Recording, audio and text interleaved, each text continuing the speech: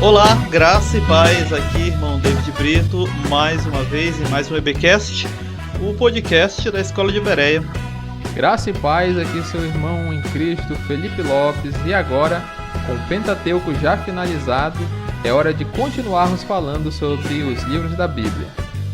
Exatamente, Felipe, e hoje é dia de ousadia, né? Hoje é dia de conquista, e falaremos então do livro em sequência, né? Josué.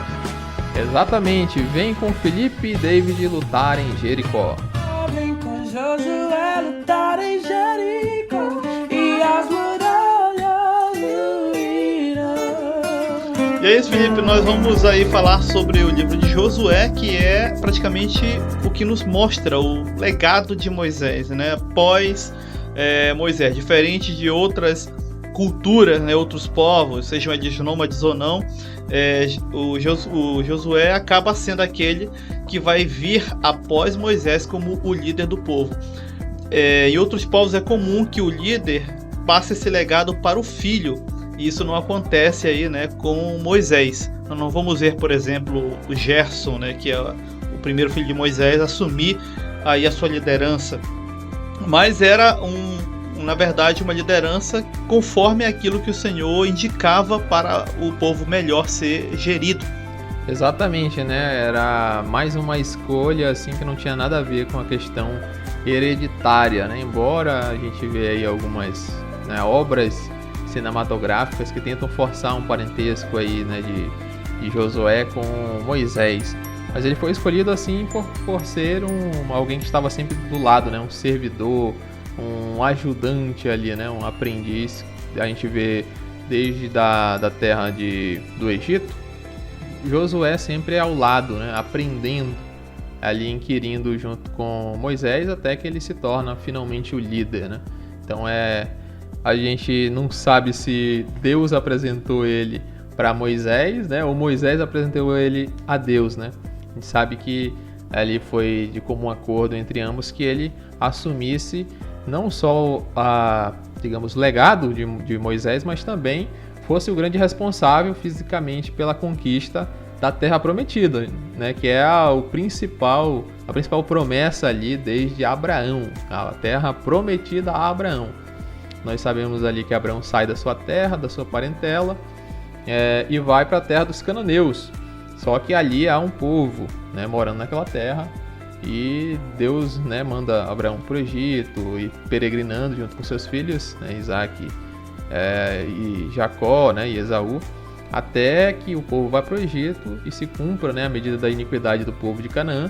E agora, né, finalmente chegamos ali aproximadamente 400 anos após a promessa, finalmente ela começa a se concretizar, né, começando por Moisés, que tira o povo e, como a gente já falou no último episódio, né, conquista uma parte da terra a leste do Jordão, né, e morre ali no Monte Nebo e passa o cajado pro Josué, que fica com a responsabilidade de conquistar outro lado do Rio Jordão, né, a terra prometida ali. Exato, e é importante a gente também fazer logo o primeiro questionamento, né? O Josué é uma continuação do que é conhecido como o Pentateuco, né? Ou melhor, a Torá. É um livro à parte, né? Nós temos ali muito mito, ou nós temos um livro de fato histórico, claro, dentro ali das capacidades daquele povo, né? Época, mentalidade. A gente normalmente, dentro do povo cristão, quando vai se estudar teologia, se deixa Josué separado, se divide em blocos, né? Primeiro o Pentateuco, os 5 livros de Moisés, depois os livros chamados históricos, que vão contando a história de Israel, né? Vai de Josué, aí entra Juízes, né? Os livros de Samuel, os livros dos reis, né? De Israel e Judá, e o livro das crônicas, né? Também Esdras e Neemias entram junto, né? Até o livro de Jó, que já começa a ser um dos livros poéticos, né? Só que a divisão hebraica é diferente, né? É diferente, eles dividem entre lei, escritos e profetas, né? No caso, alguns colocam até o livro de Josué junto com o Pentateuco, né? A Torá ali como formando um volume só. Seria um hexateuco, né? Ou seja, até Josué é hexa e o Brasil nada, né, David? É verdade. E isso é importante para os irmãos porque a gente fica tão apegado ao termo Pentateuco, né, no sentido de apontar para os 5 livros, e esquece, né, que essa classificação de 5 não é original, vamos dizer assim, né? Ela é, como o irmão Felipe falou lá no nosso EBcast retrasado, ela é originário da tradução para o grego, né? E assim surge essa classificação. Anteriormente, o nome Torá não faz referência à quantidade exata de 5 livros necessariamente. Falamos inclusive no primeiro, em Gênesis, lá no episódio, que é visto como um único volume, inclusive, esses livros iniciais aí. Exatamente, né?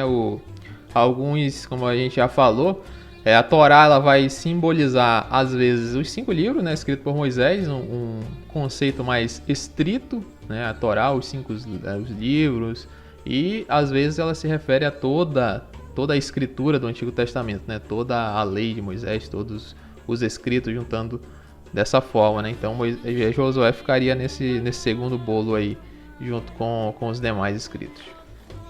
Apesar de ser considerado dentro do que nós classificamos como histórico, nós vamos ter episódios aí em Josué que são bem polêmicos, né? Eu digo isso porque dentro mesmo do próprio cristianismo, né? Se bem que a gente é meio que, vamos dizer assim, metido, né, a falar sobre algo que não é da nossa historicidade, da nossa construção histórica, que é os milagres ocorridos e os fenômenos ocorridos ali no Josué, inclusive o mais polêmico de todo, né?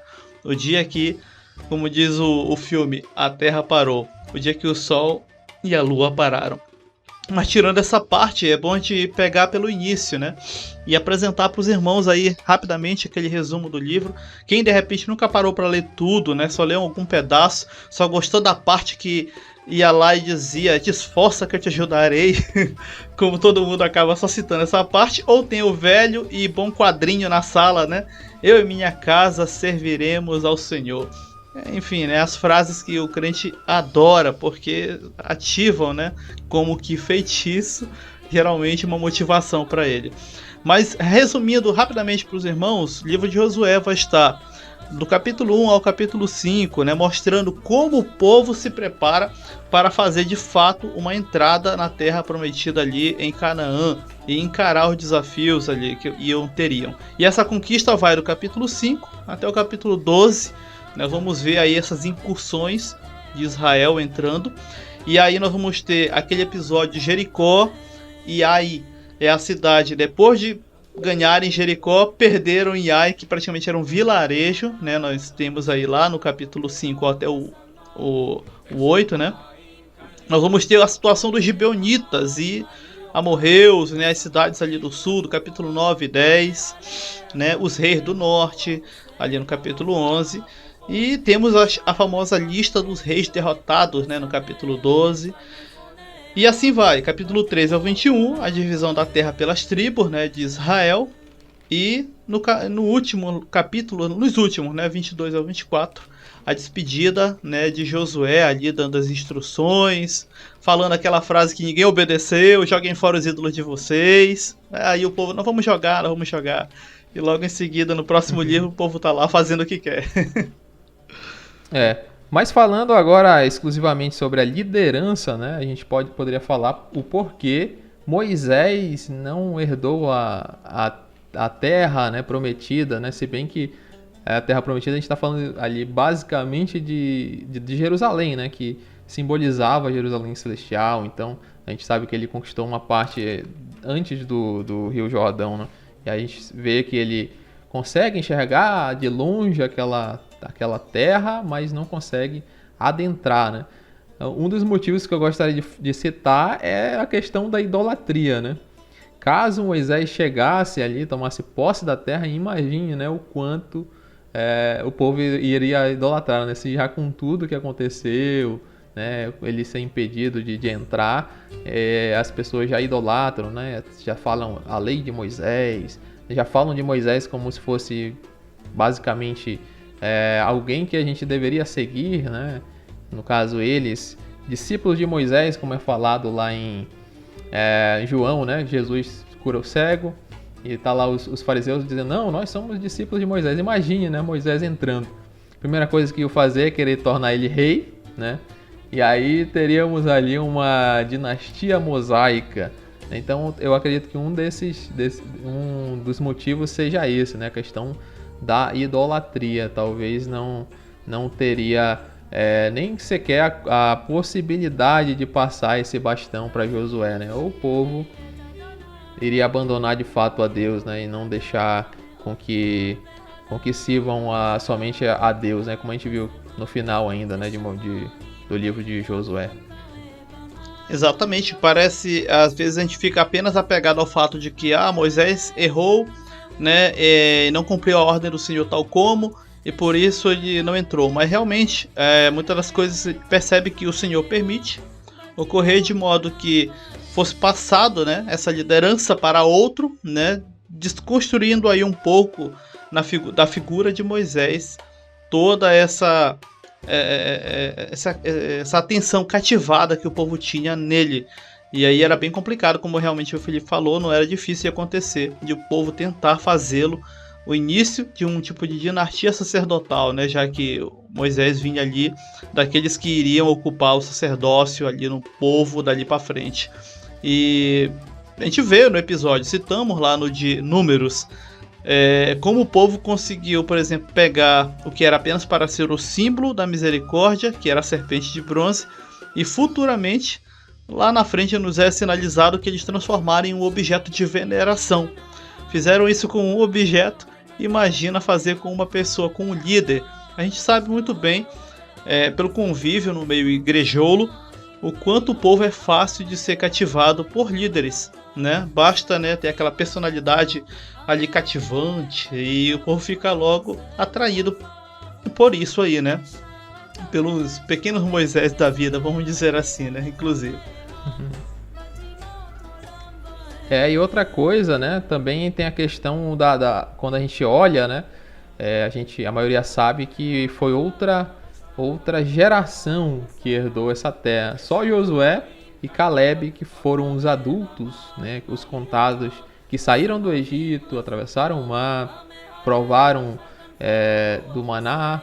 Eu falei o maná no primeiro. Eu acho que eu falei atravessar o maná. Mas conta aí. Eles atravessaram o mar, eles provaram do maná, né? Provaram todos os milagres que aconteceram, aquelas pequenas pelejas miraculosas, né? Que foram os únicos que adentraram a terra. Até a gente citou no último EBcast, foram os espias que voltaram e animaram o povo, né? E o povo acabou seguindo os outros 10 que estavam ali movidos pelo espírito de covardia. Então Deus jurou que eles seriam os únicos a entrar, né? Inclusive, outro motivo pelo qual Moisés não entrou. Então era outra geração, né? Era necessário que toda essa geração idólatra, murmuradora, fosse sepultada no deserto, alguns até, né, terrivelmente ali, como o caso de Corá, Abirão e Datã, para que uma nova geração se levantasse e ela assim herdasse aquela terra, né? A gente vê aí no capítulo 5, né, David? Relacionado a essa nova geração que vem se levantando. Exatamente. Até vou ressaltar só o capítulo 5, principalmente porque nós vamos ver que lá vai haver uma circuncisão geral ali, né, dos homens de Israel, porque eles cresceram, já é a geração, né, dos filhos dos que saíram do Egito, e eles não haviam circuncidado. O Senhor pede a Josué para que fosse falado e reforçado essa marca, vamos dizer assim, do povo ali. Então foram feitas facas, né, de pedras. E inclusive uma vez eu vi uma pessoa falando uma asneira, né, no debate. Tá vendo, o povo era muito atrasado, tinha ainda faca de pedra e tudo. Irmão, já tinha faca de metal naquele período. Mas por que de pedra então, irmão? Tem uma pedra própria para fazer esse tipo de lâmina, que é a pedra de pederneira. Pode dar um Google aí e você vai ver que ela lasca de uma forma que fica muito afiada. Parece né, aquela pedra que ela é vulcânica e muito mais vitrificada. E essa lasca, ela tem um corte muito mais preciso e faz com que assim tenha um corte limpo, né? Imagina, você vai cortar ali um anel de pele do prepúcio, então tem que ter cuidado com infecções e tudo, né? Então eles precisavam de lâminas que fizessem cortes precisos. A lâmina de metal tinha, mas elas não eram bisturis, irmão. Não era como os nossos aqui agora modernos, né?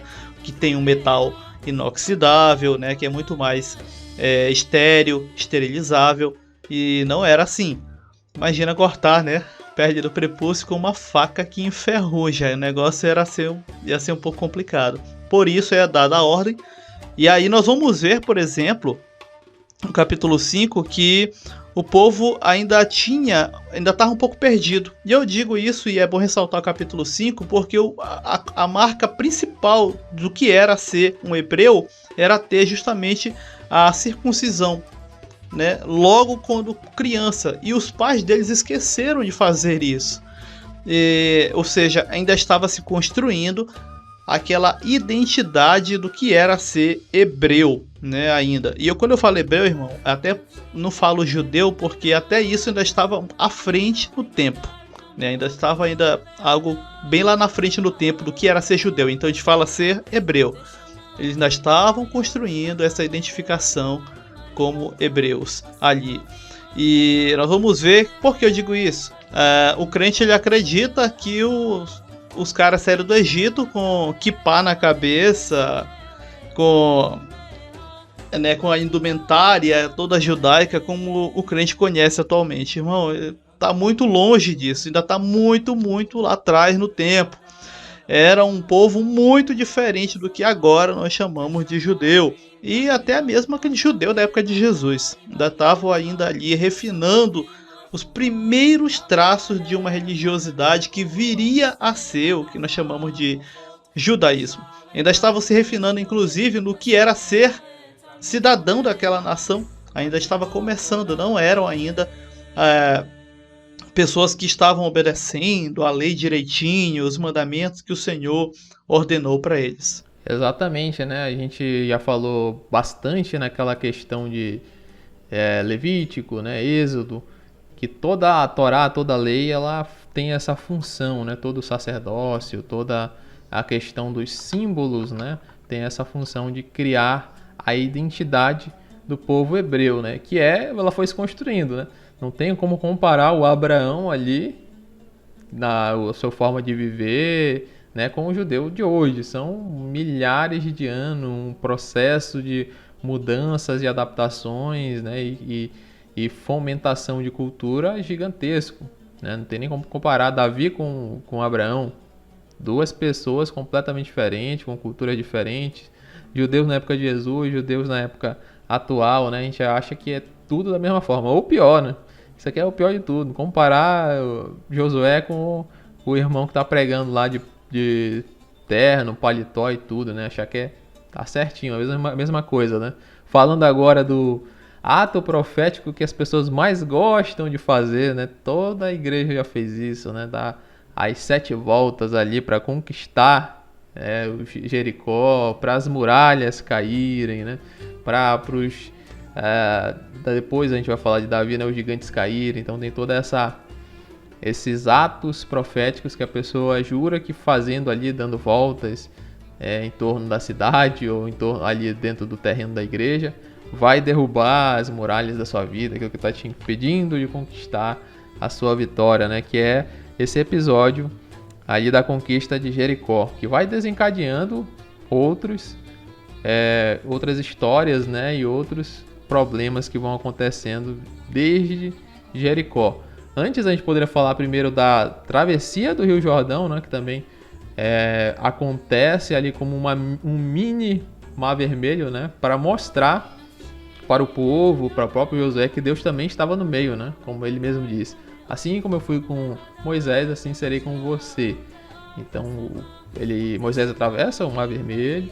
Então, na liderança de Josué também, o povo atravessa ali o Rio Jordão de forma miraculosa, né? Para deixar o povo animado.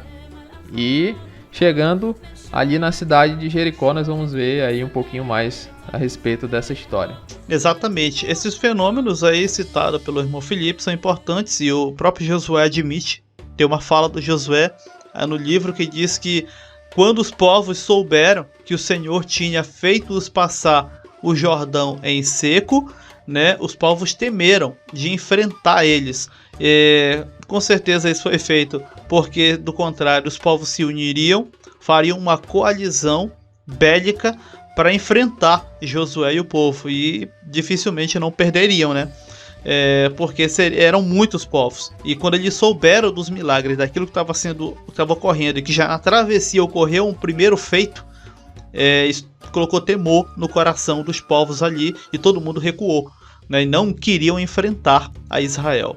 E aí é que nos leva a um dos primeiros episódios, né? Um dos primeiros, não é logo o inicial, que é, como o irmão Felipe falou, né, o episódio sobre Jericó. Nós vamos ter uma cidade, né, altamente fortificada, e agora, né? Estamos chegando, nós somos povo nômade, já enfrentamos umas batalhas, só que ninguém tem escada, ninguém tem trabuco, né? Trabuco, para quem não sabe, era um tipo de arma de guerra que servia para ir quebrar pequenas muralhas. Ninguém tem nada desses equipamentos, assim, catapultas, nada disso. E aí, agora? Como é que atravessa para poder adentrar o território e passa por essa cidade? Então é ali que ocorre, de novo, uma intervenção do Senhor para que eles vencessem. Exatamente, eles começam ali, né, a mando do Senhor. 6 dias eles dão uma volta, né, durante toda a cidade. E no 7º dia eles dão 7 voltas e dão um grande brado, e aquelas muralhas caem ao chão, né? Antes a gente vê que há uma espécie de espionagem, assim como teve antes, né? 2 espias são mandados para ver a terra, para ver como é que tá a cidade. São acolhidos pela Raabe, né? Uma personagem importantíssima. Para quem não sabe, ela é uma ancestral de Jesus, né? Ali casada com alguém ali da tribo de Judá, chamado Salmão, que inclusive era o pai de Boaz, né, que também ali gerou Obed, Jessé e o rei Davi. Ou seja, ali é alguém muito importante, não só para a linhagem de reis de Israel, mas como a própria linhagem de Jesus Cristo, né? Também uma das poucas citadas ali na genealogia de Jesus. Ou seja, um evento muito importante acontece, né? Ela acolhe os espias, faz eles, né, se esconderem ali, depois eles saem em segurança e ali falam para Josué, né, como era a cidade e tudo. E depois que acontece o milagre, ela é salva com toda a sua família e acaba casando com esse rapaz aí. Eles constituem família. E Josué fala, né, que ela passou a viver nas tribos de Israel, né, no povo de Israel, até os dias de hoje, né? O Josué não. Quem escreveu, né, esse apêndice, possivelmente Josué já estaria morto ou não, né? Também, mas naquela época em que o livro foi escrito, ela estava ali vivendo de boa, já talvez uma vovozinha, já com seus netos, né, se balançando ali numa cadeira de balanço. Então acontece esse grande milagre e acaba acontecendo outro grande evento ali, né? A cidade é anatematizada, né? Tudo aquilo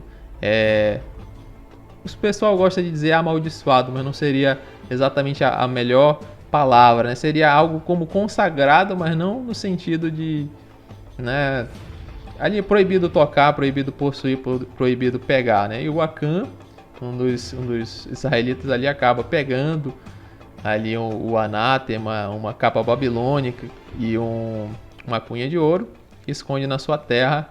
E aí nós vamos ver o que acontece quando eles vão guerrear contra a cidade de Ai, né, David? Exatamente. Em seguida, né, os israelitas viram uma vitória ali incrível. Uma cidade fortificada, os muros caem, eles conseguem derrotar ali a cidade. Logo em seguida vão encontrar uma pequena cidadezinha, na verdade um vilarejo, né, chamado Ai. Eles fazem de novo o mesmo processo de espionagem, né, que eram os chamados batedores, né? Eles iriam sempre olhar primeiro como era tem quantas casas, se tem quantas casas, deduz quanto tem uma. Por aquela dedução de quantas eles contarem 10 casas, se faz um levantamento médio ali de população.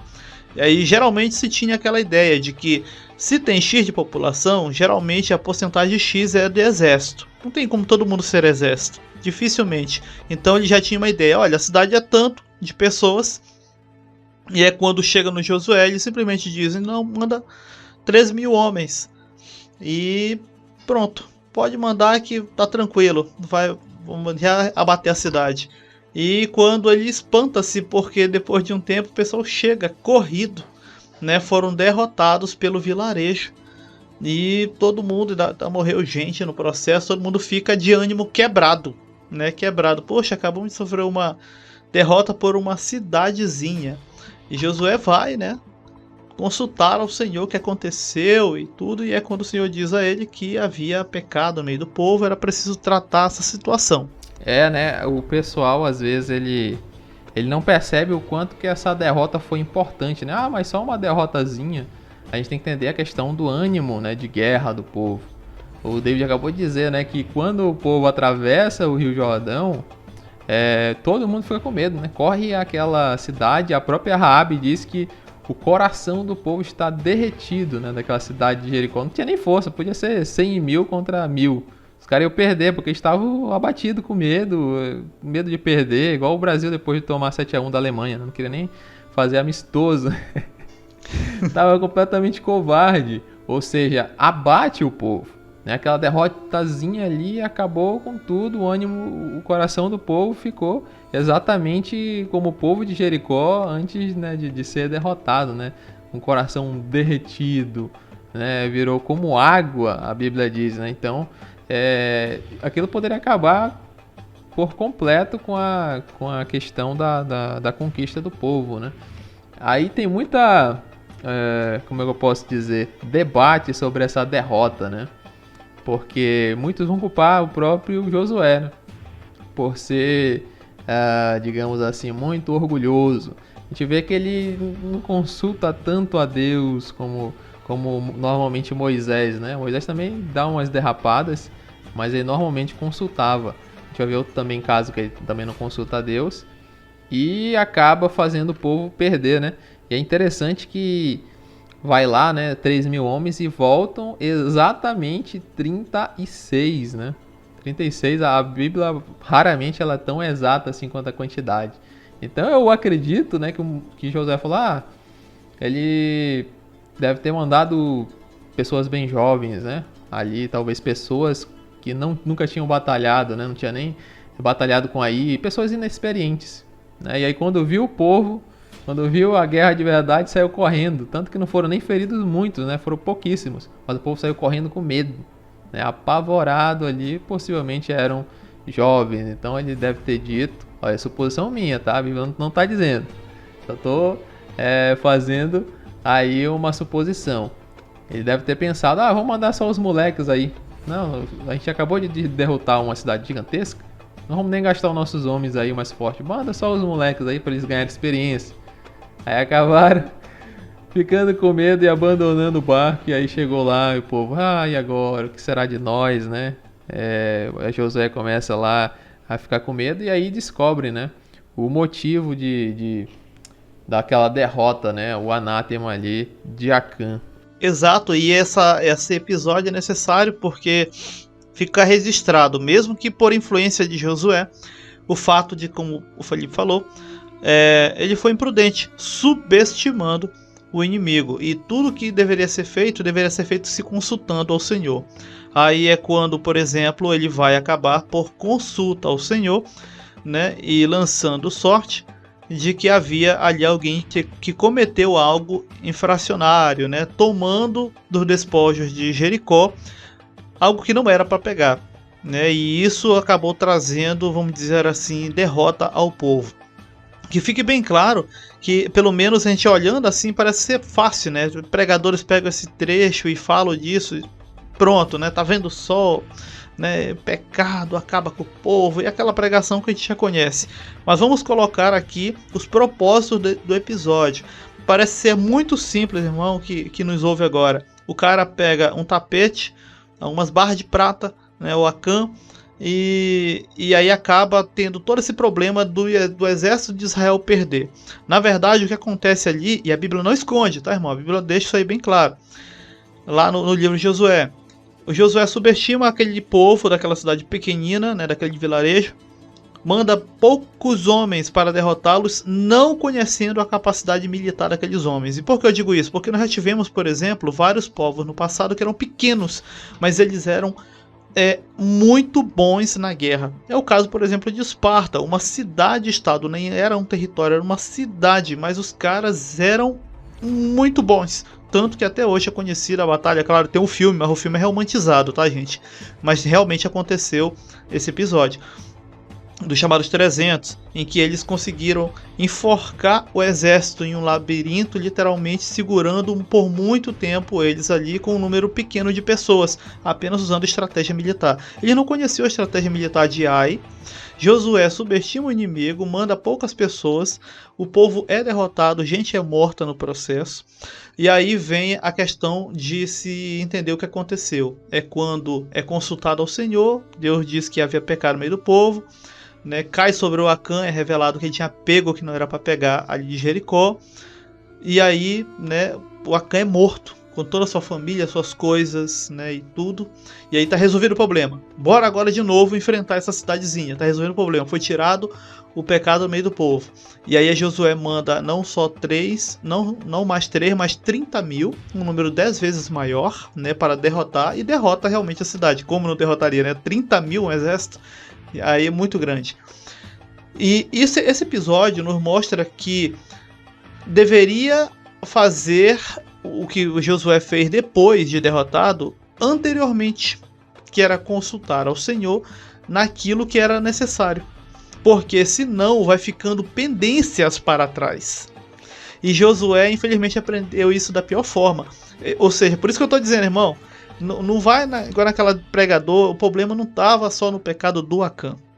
O pecado do Acã foi usado como o pivô para se chamar a atenção para esse ponto, que Josué estava dando essa mancada, né, de confiar na força do seu braço e não consultar ao Senhor a cada passo que dava. E era necessário, porque eles estavam adentrando ali um território, enfrentando povos diferentes, né, com força militar diferente. E aí o pecado de Acã foi praticamente usado para se trazer alusão a isso. Tá vendo só? Tá consultando ao Senhor agora, né? A mim agora. O Senhor dizia, devia ter feito isso antes, né? Senão vai ficando um monte de pendência. Olha, o cara pegou o negócio lá, que era anátema, que não poderia pegar, e tu nem sabia. Então, ou seja, o episódio, irmão, é mais profundo do que aquilo que o pregadorzão pega. Tá vendo só o pecado no meio do povo, irmão?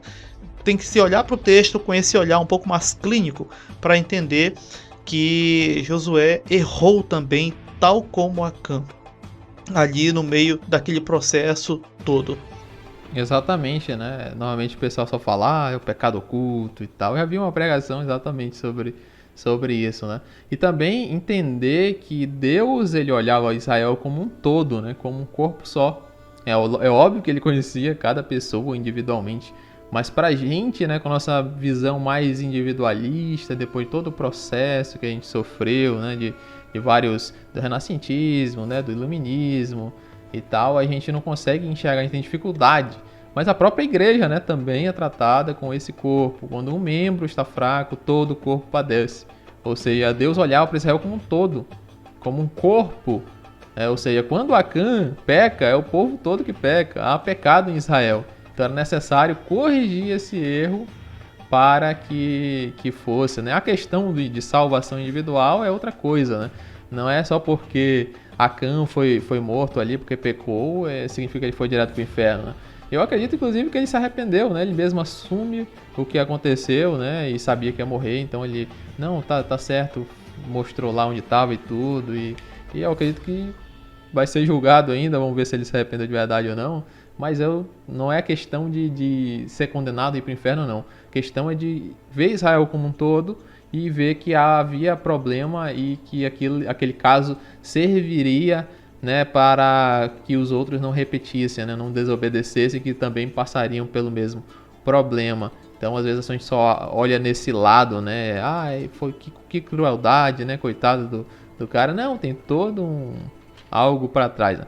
Infelizmente, a gente acaba vendo, né, no capítulo 9, que novamente o nosso querido Josué esquece de consultar ao Senhor, né? Mais uma vez.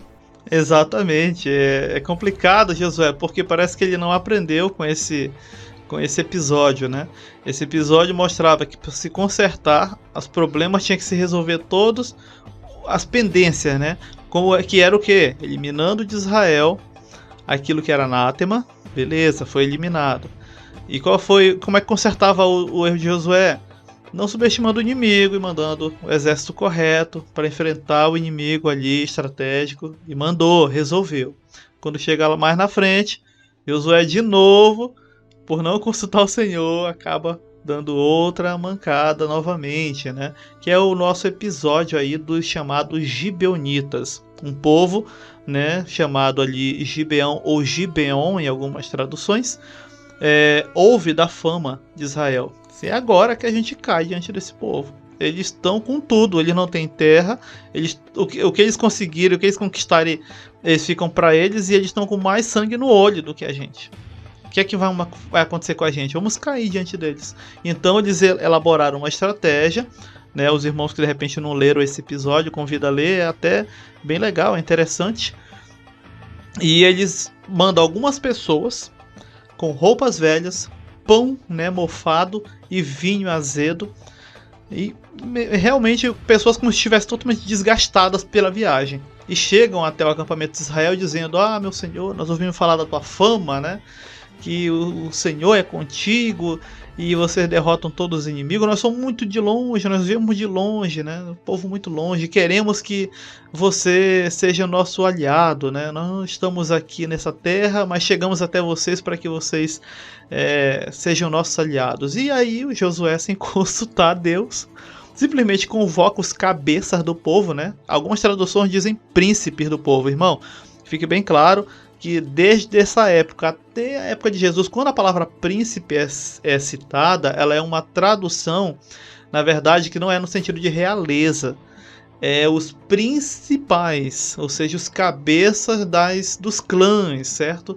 E aí Josué chama: olha, tem um povo aqui e tal, já chegaram aí pedindo misericórdia, eles não são daqui da terra, mas querem se aliar a nós, bora se aliar a eles. E jurou no nome do Senhor, sem consultar a Deus, que iria não fazer mal a eles. Tá, lembrando que é Gibeonita com B, tá? Não é Gideonitas ou Gideão. Que aí o pessoal confunde lá com Gideão os 300, dá uma confusão doida, né? Era um dos povos que estavam ali, né? Na verdade, algumas cidades, dentre elas, a cidade de Gibeão. E eu acho interessante, né, esse episódio, porque eles usam de artimanha, né? Eles usam de astúcia, é até uma traição, né? Você chega lá, mente para Josué, traz lá objetos vencidos, e diz: nós somos lá da Grécia, ou nós somos lá da Rússia, somos russos aqui, estamos vindo aqui, não temos nada com esse povo aqui.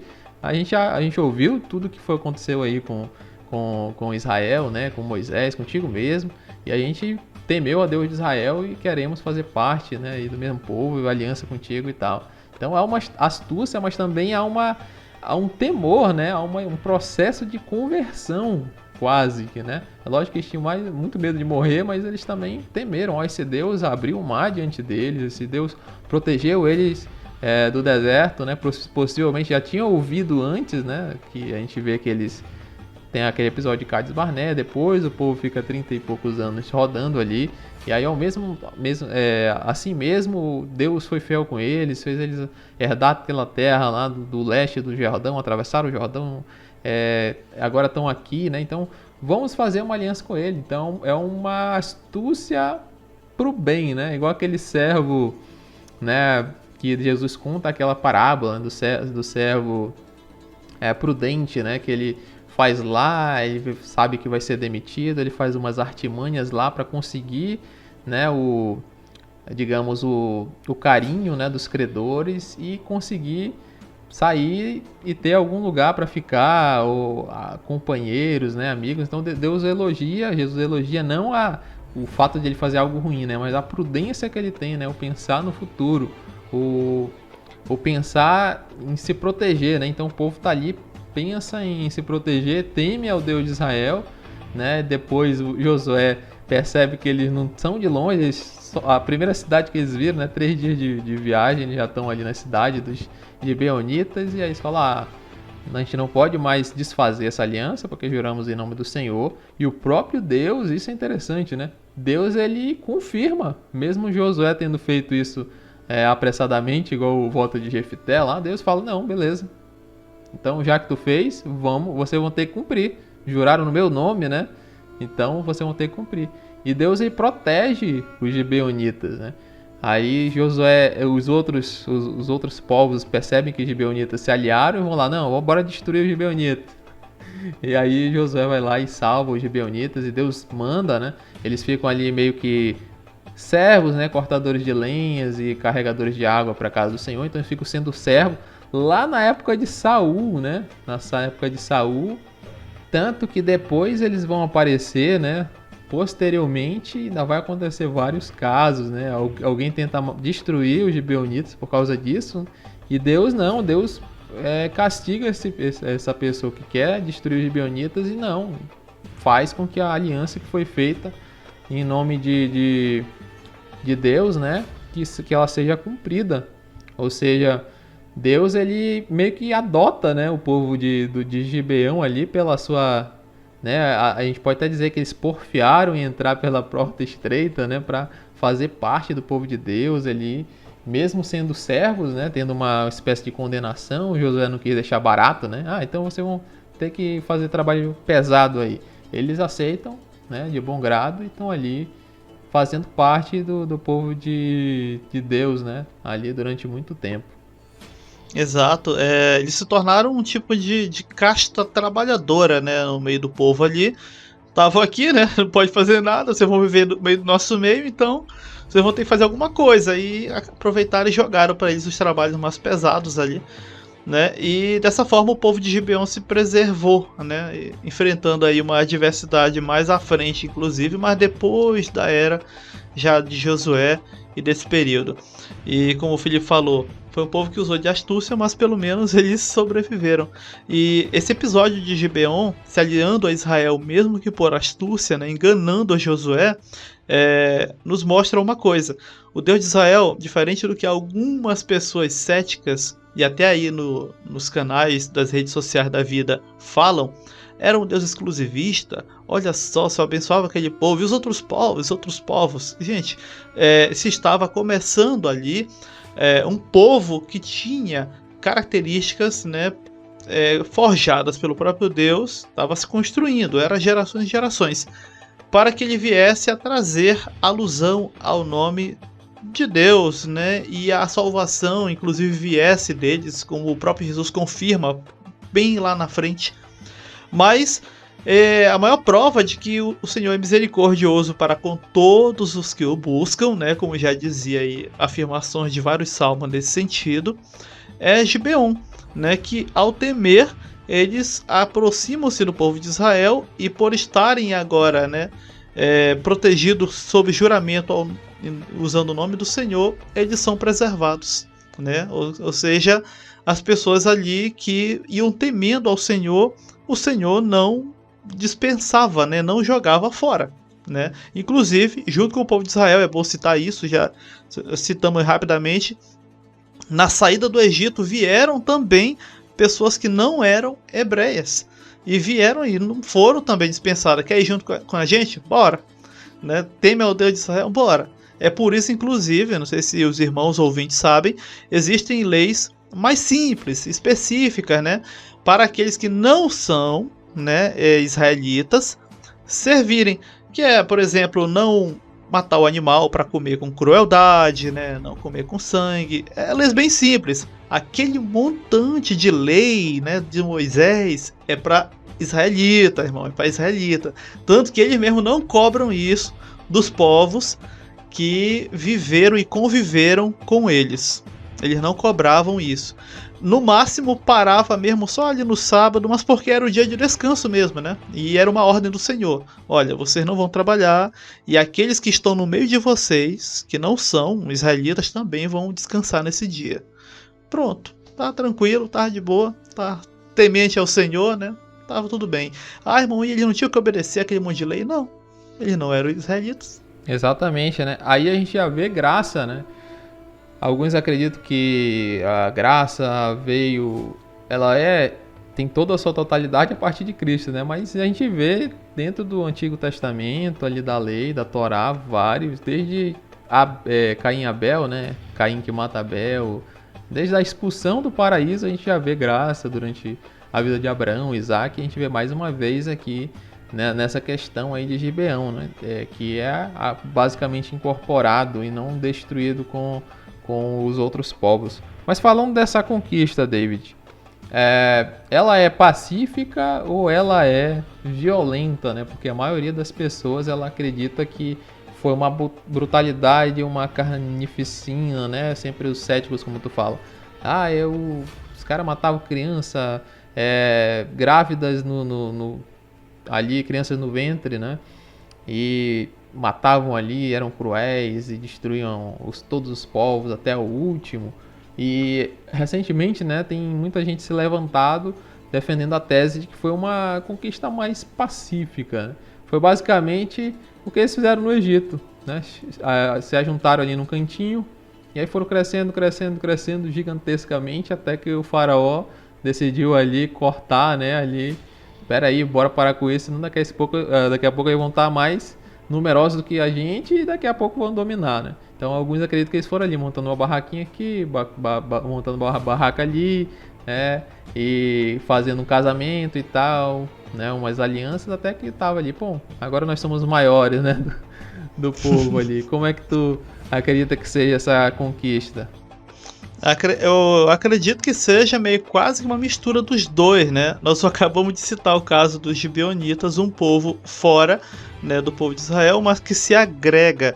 E nós vamos ver isso acontecendo, na verdade, com outros povos ao redor.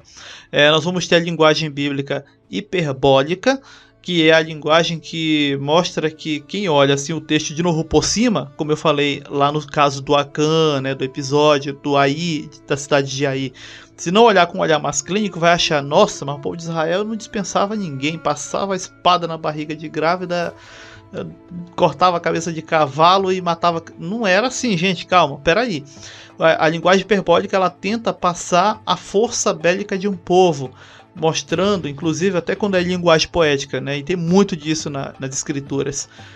Cantos bélicos depois que derrotou um povo e diz o quanto foi transformado até em pó aquele povo. E na verdade, quando tu vai ver o episódio bíblico mais pra frente, tá lá de novo o povo, perturbando como inimigo. Como se lá na frente diz que foi destruído todo mundo, para você ver que na verdade era só hiperbolismo naquela linguagem, né? Geralmente no canto bélico, porque geralmente eram tecidos canções, e era uma honra para os guerreiros terem seu nome citado nas canções, quando eles derrotavam um povo. Geralmente nesses relatos era dito que foi dizimado todo mundo e todo mundo caiu diante no caso de Israel ali. E não era bem assim que acontecia, né? A entrada de Israel ela foi ocorrendo na força da espada, mas em muitos casos também por estratégia, né, de como derrotariam aqueles exércitos ali. Nós vemos isso lá no episódio lá do Sol Parou, em que eles têm que atacar por trás, uma parte do exército se divide, chama a atenção do exército, eles saem da cidade enquanto eles queimam a cidade, ou seja, existia todo um processo de estratégia bélica ali.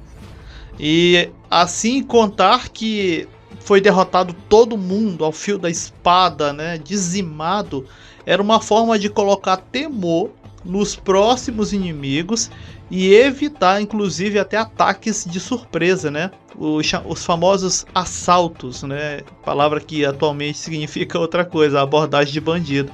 Mas assalto nada mais era do que um ataque surpresa que o exército inimigo poderia fazer no acampamento ali, no caso do acampamento de Israel. Então isso fazia com que o temor se espalhasse. E como o irmão Felipe contou no início aí do episódio, como aconteceu com Jericó, o coração do povo ficando temeroso ajudava na conquista de Israel. A maior prova de que não foi sangrenta como os céticos querem afirmar, como uma forma de demonizar toda essa história, é de que os inimigos de Israel, mais na frente, estão lá, do mesmo jeito, perturbando do mesmo jeito de novo, né, no decorrer aí do desenvolvimento da nação.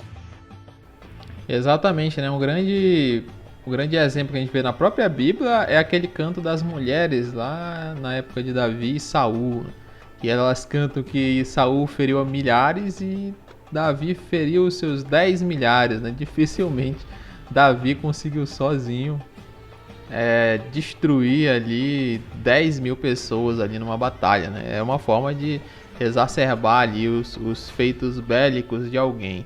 Então a gente percebe, né, que embora eles falam, né, que foi destruído todos, algumas cidades sim, a gente vê aí, principalmente do lado direito, né, do Rio Jordão, a gente vê que muitas cidades foram de fato, né, pequenas, e ali vilarejos foram destruídos mesmo porque não sobrou ninguém. Mas já do lado ali da parte de Josué, a gente pode falar assim, algumas cidades foram destruídas, né, completamente, e outras pequenas ficaram pequenos enclaves, né, ali dos jebuseus, dos girgazeus, né, vários outros povos conquistavam as cidades maiores e as pequenas deixavam lá, né. Eles perceberam com o passar do tempo que valia mais a pena você deixar ele servo, né, você deixar uma cidade de pagadora de impostos do que destruir completamente. Então eles ficaram ali, né, não quiseram destruir. A gente pode ver no final de Josué e até ali no começo de Juízes, a gente vai ressaltar novamente no próximo episódio, que eles mesmos dizem, né, que falta muita terra para conquistar. A partir daquele momento que eles chegam, dominam a maioria da terra, eles já dão uma dividida, né, no povo. A gente vê que primeiro é chamado as tribos que ficaram do outro lado do Jordão, né, a tribo de Gad, a tribo de Ruben e a meia tribo de Manassés, eles vão lá também ajudar, né? Porque os outros ajudaram, né? Você conquistar esse lado, então bora ajudar lá. E você vão na frente ainda. Ha feito o trato lá com Moisés, né? Depois Josué libera o pessoal, não, agora pode. E eles vão sempre ali lutando e tal. Chega uma época que fala, não, volta aí pro lado de vocês, atravessa o rio, né? Tem cuidado aí em guardar a lei do Senhor, conforme tudo que Moisés falou. E aí vão dividindo, a tua tribo ali, tribo de Judá e Simeão, vão destruir aquela região ali e tal, e a outra fica com aquela parte, a outra fica com aquela parte, né? Só regiões pequenas, aí eles vão relaxando, vão conquistando as suas terras e vão deixando. O próprio livro de Juízes vai falar, né, que a cidade de Jerusalém, olha, um grande exemplo, né, uma das cidades principais, ela era dominada pelos jebuseus. Davi que teve que conquistar, né? Muito, muito tempo depois. Ou seja, haviam várias cidades que o povo de Israel, não, é difícil. Algumas eram cidades de montanhas, né? Então pensa no cerco difícil, né? Algo muito complicado de se conquistar, eles deixaram para lá. Ou seja, não foi uma conquista completa, né? Total. A gente vai ver que só vão conquistar a terra prometida lá na época de Salomão, né? O auge aí territorial do povo de Israel. Aí o limite máximo que eles conseguiram expandir até hoje, né? Hoje a gente vê que o território ele não é igual na época de Salomão, né? Algumas partes ali não conseguiram conquistar, né? A atual conquista ali do Israel atual, né? A gente vê que há vários enclaves ali da Cisjordânia e tal, vários territórios que seriam originalmente lá conquistados, eles não estão hoje debaixo da bandeira de Israel. Isso mesmo. E adentrando a terra prometida, o povo ele vai cumprir uma das designações que o Senhor, ainda no deserto, tinha dado a eles, que era chegar na terra, estabelecer um local onde ali seria colocado o nome do Senhor, né? Onde inclusive fixaria a chamada tenda da congregação, e ali se ocorreria a concentração para todos os procedimentos religiosos e o que fosse requisitado de modo ritualístico ali, intermediado pelos chamados sacerdotes. Exatamente, né? A cidade de Siló, que a gente vê lá no capítulo 18, né? Nós vamos ver que eles vão afixando, né? Fica ali mais fixo. A gente vê que durante todo o deserto ali era desmontado, montado e desmontado, e aí finalmente a Arca da Aliança repousa, né? Temporariamente ainda, né? Porque Deus ainda não tinha escolhido a cidade que iria habitar o seu nome, que seria a cidade de Jerusalém. Você só vê lá na época de Davi que ele conquista, mas durante toda a época de Josué aí, e de Juízes, a arca fica repousada ali na cidade de Siló. Isso mesmo, e dessa forma os israelitas praticamente dão uma... Estou passando agora por uma transição. O que Josué é para aquele povo é justamente esse ponto de transição. Eles não vão ter ali um líder como Moisés, mas Josué é esse líder militar que aí Moisés ainda não tinha sido, né? Era mais o líder, vamos dizer assim, espiritual realmente para guiar o povo nas suas primeiras, vamos dizer assim, incursões, né, espirituais, para modelar essa nova identidade como nação. E Josué vai ser esse líder militar necessário para aquele momento e para aquele tempo. Tanto prova que depois de Josué nós não vamos ter mais um outro líder para se passar o bastão. Josué não vai ter legado, né, tal como Moisés fez após a sua morte. Nós vamos ter simplesmente o Josué reunindo o povo, né, dando ali as últimas instruções. Já estava muito velho, passando dos 100, né, dá as instruções ali para que o povo fique, vamos dizer assim, o melhor alocado possível, né, e sempre dando aquelas orientações clichês, mas necessárias. Cuidado com os povos que estão ao redor, onde vocês estão adentrando. Joguem, deixem de lado os deuses estranhos, né? E o povo jurava pelo nome do Senhor: nós faremos, nós assim procederemos. E acabou, inclusive, que o povo esqueceu rapidamente dessas promessas aí. É isso mesmo, né? O pessoal acha que não deveria ser feito, que seria uma grande crueldade, mas havia um motivo didático por trás, né, dessa expulsão do povo. E também a gente tem que entender que na época não era nada de inovador, né? Era super comum, né, o povo entrar e tomar posse e dizimar completamente aquele povo, tornar rebeldes, ou ficar só com as mulheres, né, que estavam ali, que estavam na cidade. Era super comum. Inclusive a gente vai ver inimigos que fizeram basicamente a mesma coisa, não são cananeus originalmente, e que chegaram aproximadamente quase junto com Israel naquela região, que são os filisteus, né? Conhecidíssimo aí pelos hinos, né? Que cantam, né? Aquele Deus vai na frente, garantindo a vitória para os filisteus e tal, né?